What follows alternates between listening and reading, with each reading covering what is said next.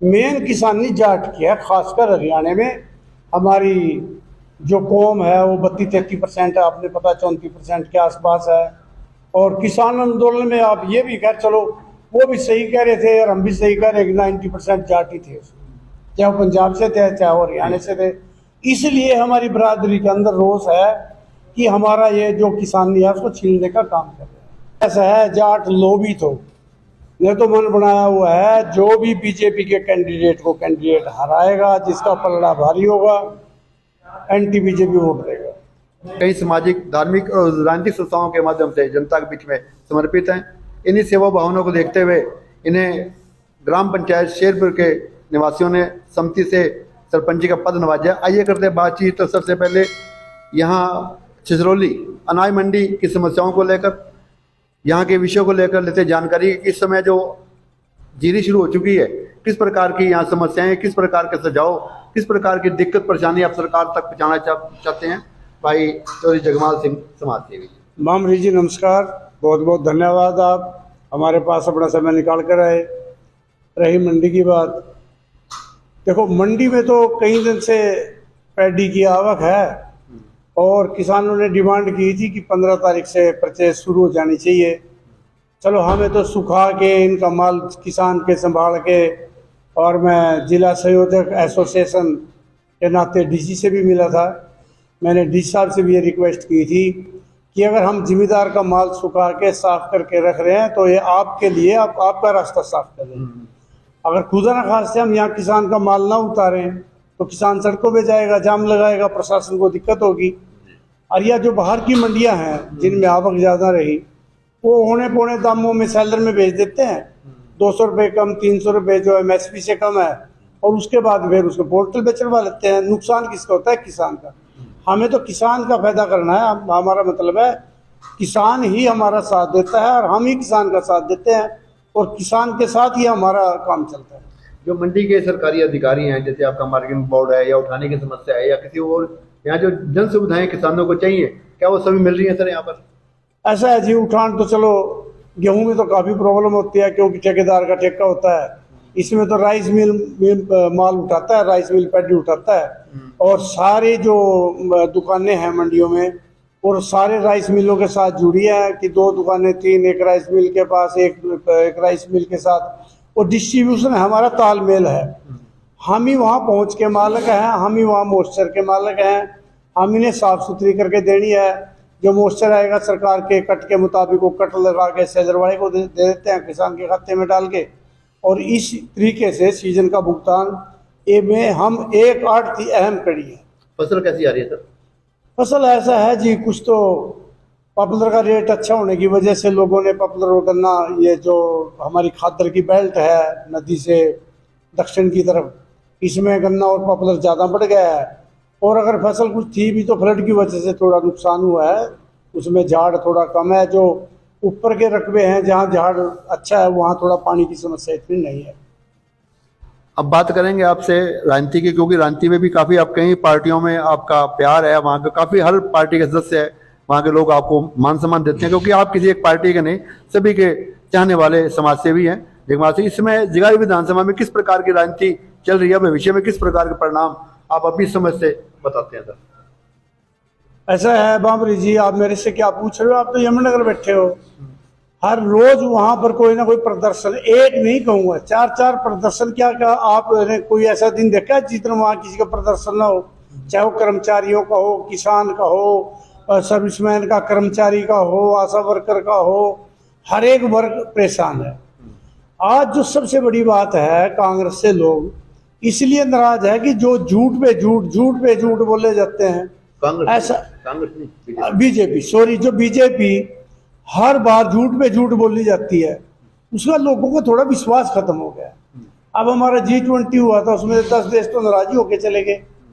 अब यहाँ तो हमारे प्रधानमंत्री जी कह रहे थे कि बाइडेन ये कह रहे हैं, वो कह रहे हैं। बाइडेन ने सीधा वियतनाम में जाके भारत की बुराई की है, और बहुत बुरी तरह से बुराई की है। रहे कुछ जैसे टूडो वगैरह आ रहे थे, और 1-2 कंट्री से और आ रहे थे हमारे, कहते हैं प्रधानमंत्री जी ने भी कुछ डिमांड करी उनसे इलेक्शन के पैसों की। खैर हम तो ये प्रूफ तो हमारे पास है नहीं, हम तो सुनी सुनाई है। तो G20 में जो पैसा बहाया गया है उसके रिजल्ट इतने बढ़िया नहीं जितने बीजेपी वाले इसको शो कर रहे हैं। मैं नहीं उस चीज को मानता।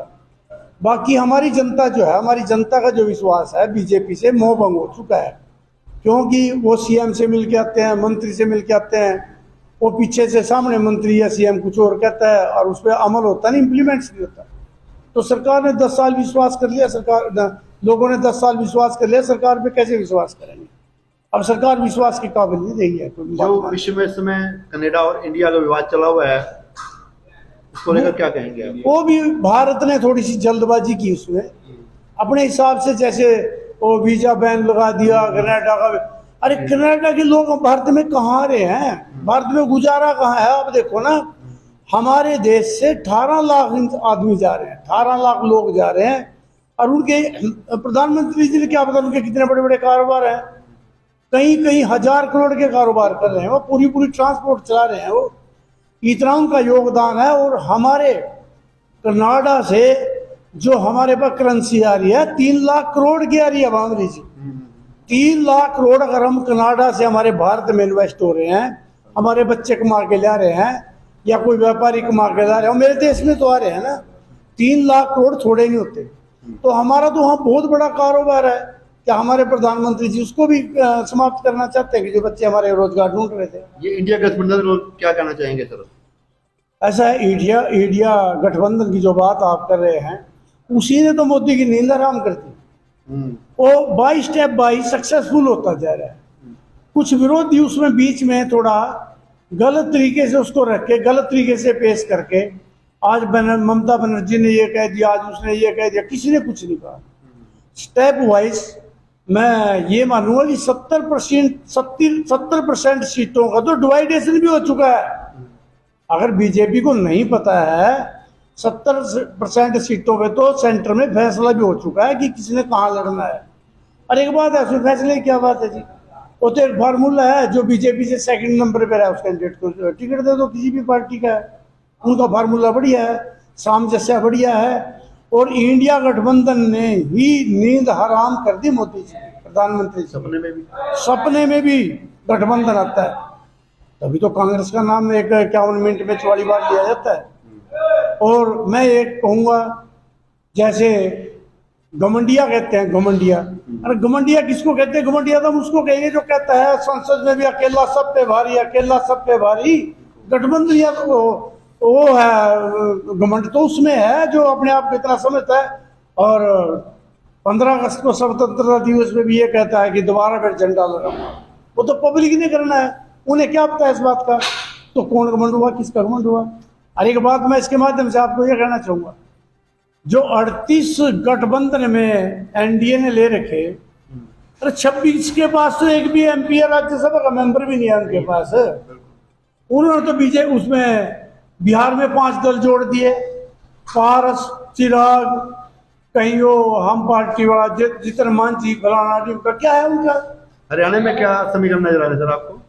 हरियाणा में तो देखो ऐसा है जी, अब हमारे दुष्यंत जी को राजस्थान में होल्ड बनाने के लिए भेज दिया। कुछ होती होंगी पॉलिटिक्स की बातें। चलो, मैं तो एक दुष्यंत का सिपाही हूँ, वहाँ अच्छी रैली की दुष्यंत जी ने, और मैं तो यही राय दूंगा कि अपना हरियाणा देखें तो अच्छी बात है, हरियाणा में वो ग्रोथ करें। और यहाँ तो देखो पब्लिक पलटने के चक्कर में तो है नहीं, किस दल का वजूद ज्यादा नजर आ रहा है? क्या विकल्प है? विकल्प तो सर है 2 ही, देखो बीजेपी और कांग्रेस। तो कांग्रेस में कौन मुख्यमंत्री बनने के योग्य है? ऐसा जी, हुड्डा जी, कांग्रेस हुड्डा से ही कांग्रेस है, और कांग्रेस ही हुड्डा से। विधानसभा जगाधरी में क्या समीकरण नजर आ रहा है?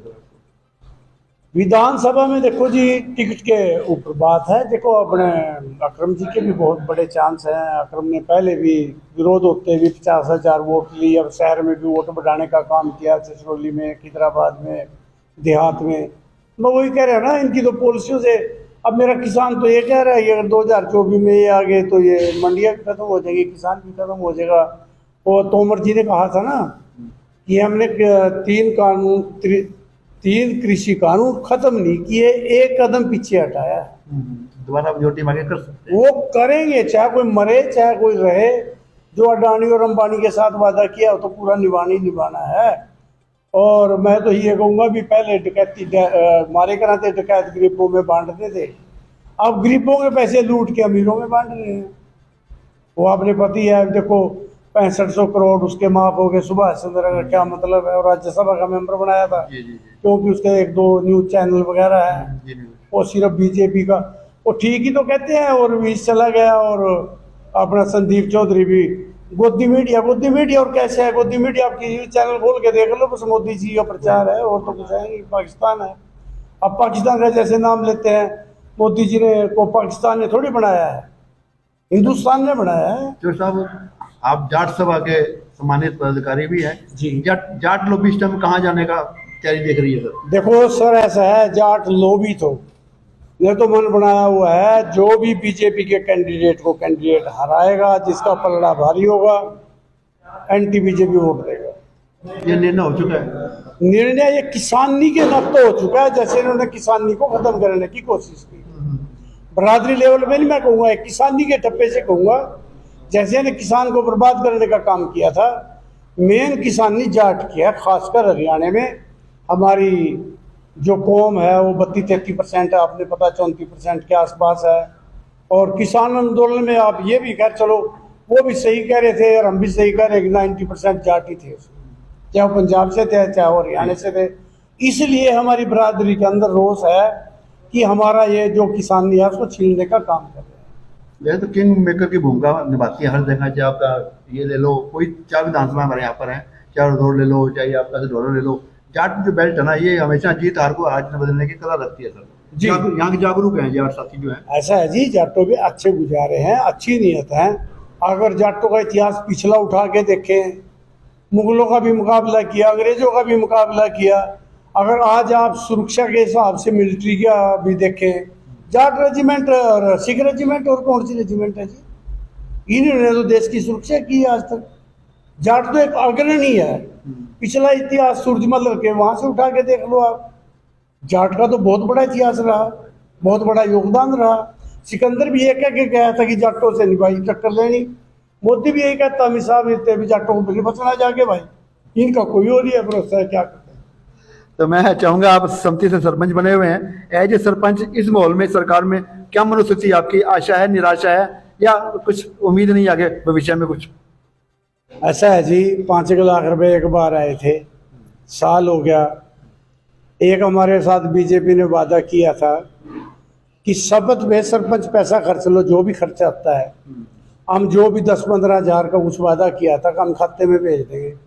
1 साल हो गया, जो हमारे खर्चे में 15,000 रुपये इंतजाम में लगे थे, आज तक कोई पैसा नहीं। अब इन्हें एक स्वतंत्रता दिवस में एक शहीदी विकास पट बनवाया हमारे पास से, गाँव सारे गाँव में बनवाया, वो भी मेरे पंचायत के खाते में से बना, उसका भी कोई अलग से पैसा नहीं है। और मैं तो ये कहूँगा कि मेरी गाँव में तो एक पैसे की आमदनी भी नहीं है, बामरी जी जमीन की, और लेकिन पैसे कोई खास एड वगैरह मेरे गाँव में 6 साल पहले मेरे मंत्री जी ने एक उसका रिजोर्ट बोलते हैं, कम्युनिटी हॉल, एक कम्युनिटी हॉल का निर्माण शुरू किया था। वो 5 लाख लग के कुछ दीवारें खड़ी होके वो गिरने नहीं आ गई, उसके बाद एक पैसा भी नहीं मिला कम्युनिटी हॉल का, ना किसने दिया। तो बिल्डिंग अब तक कहते हैं भी पैसा कैसे दे, 60 वोटा सारी पड़ी 70 आपके गाँव में से।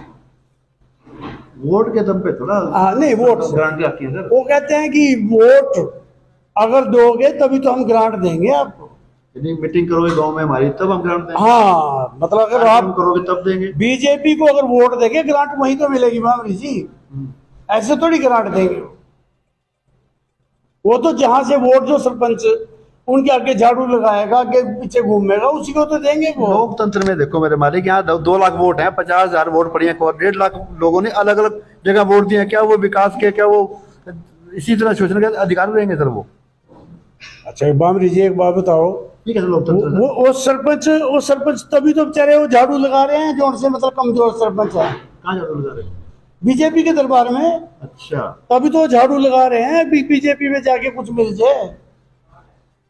ये ऐसे नहीं देते हैं, तो कहते हैं कि बीजेपी ज्वाइन करो तभी तो मिलेगा कुछ। अच्छा, आपके जो संगठन है सरपंचों के, कल मीटिंग थी आपकी, वहाँ पर आगे भी 5 तारीख को शायद मीटिंग है आपकी, उसमें ये शपथ ले रहे हैं आपस में सारे सरपंच कि यदि 5 तारीख तक हमारी समस्याओं का समाधान न किया तो हम बीजेपी का विरोध करेंगे। भामरी जी तो आप जानते हो पत्रकार जी, अब इलेक्शन में बता देंगे कि सरपंच क्या चीज है, अच्छी तरह से जवाब देंगे। अब तो डंडा चल रहा है इनका, क्या करेंगे वो, सारे अधिकारी इनके साथ हैं। अब इलेक्शन होगा, इलेक्शन में पता लग जाएगा सरपंच क्या करेंगे, इनको रिजल्ट मिल जाएगा। गाँव में कितनी जगह तो जूते लगे हैं, यूपी में जूते लग रहे हैं एमएलए का, गालियां दे रहे हैं लोग, ये कह रहे हैं गाँव में कैसे बढ़ गया। इतनी चोर साहब मेरी बात गुस्सा न मानना, हाँ। इतनी बातें कह रहे हैं और जो सत्ता में विधायक बैठे हुए हैं उनके कार्यकर्ता कह रहे हैं अरे हम तो 75 पार हैं हरियाणा के अंदर बीजेपी के। बिल्कुल आप सही करें, आपने बिल्कुल ठीक बात पूछी भामरी जी, बहुत अच्छी बात पूछी। ये तो 200 प्लस बताते थे पश्चिम बंगाल में, क्या लेके आए, और यहाँ 75। अरे ये तो 90 बार लग जाएंगे बोलने, सीटें 90 है, ये 90 बार बोलने लग जाएंगे। आज अमित शाह को आने दो ना एक बार, क्या आप तो 95 बार कहते हैं। हमारे जिले में कितनी आ जाएगी सरकार बीजेपी को? ऐसा है बाबू जी, वही कोटा आएगा 6 या 10 हमारे जिले में। हाँ नहीं, हमारे स्टेट हमारे जिले में एक सीट भी नहीं है। मैं आज कह रहा हूँ आपको दावे से, जी मजबूत है। मैं नहीं कह रहा जी एक सीट भी नहीं है। अगर आप बाबर जी बाद में बात करना मेरे से, जबरदस्त आएगा, मैं आपको मुबारकबाद दूंगा इसकी। जिले में एक सीट भी नहीं है, टोटल स्टेट में 6 या 8 की बात करो। जहां कुछ इनकी औकात है ना वहीं पहुंच जाएंगे। जहां अनिल भी तो जीत सकता है बाबू जी, अनिल विज तो इलेक्शन लड़ने के काबिल नहीं है, क्या अब तक चरा कितने दिन का मेहमान है, अच्छा तबीयत ठीक नहीं। तब ये ठीक नहीं है। तो बहुत बहुत शुक्रिया चोर साहब, धन्यवाद आपका।